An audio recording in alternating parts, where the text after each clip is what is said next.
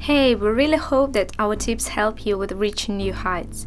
So here's a new pack of 5 useful design tips. Let's start!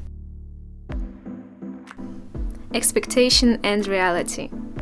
A very common problem is when the design is completely out of sync with reality and done separately from real content.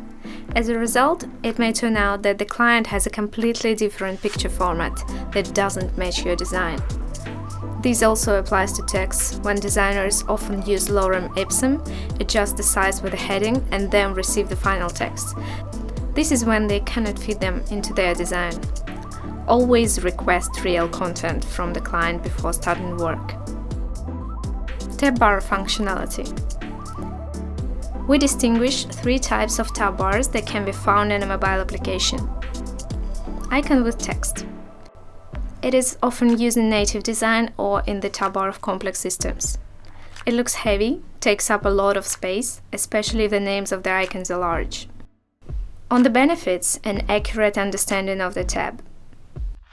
Only active tabs label.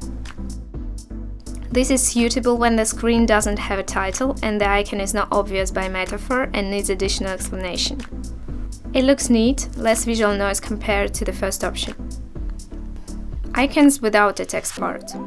It can be used if the metaphor is simple and unambiguous.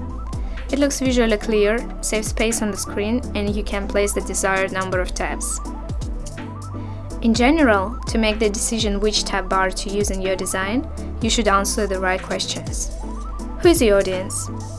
Pay attention to a typical user, whether it will be an advanced tech-savvy teenager, or your application is engaged in investments or payment utilities, where the age of the audience increases significantly. Evidence of a metaphor. Do the selected icons reflect a simple and unambiguous image? If it is a new product, then you have the right to do anything. If it is a redesign, then you need to take into account the habits of the existing target audience. Symmetry is boring. Designers nowadays are offered a huge amount of free templates that can be used to create new mobile interfaces. This is a simple and boring way that doesn't require any creativity.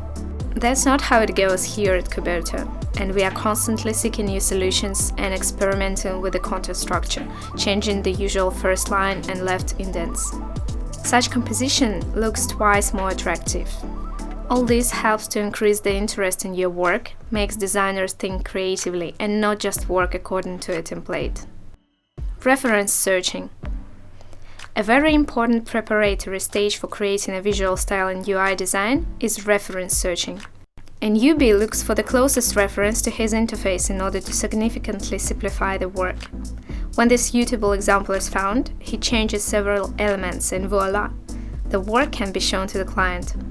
An experienced designer, however, draws inspiration not only from the others' works, but also explores the related areas: graphics, photographs, fashion magazines, and so on.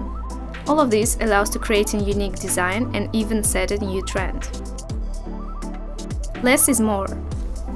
The more functional elements you place on the same screen, the messier your interface becomes. You have to clearly define what goals should be achieved by using your design, which elements are essential for the main screen and which could be moved to inner pages or hidden. It is required to connect as much information as possible and understand the target audience. Otherwise, you will get an utterly unusable design.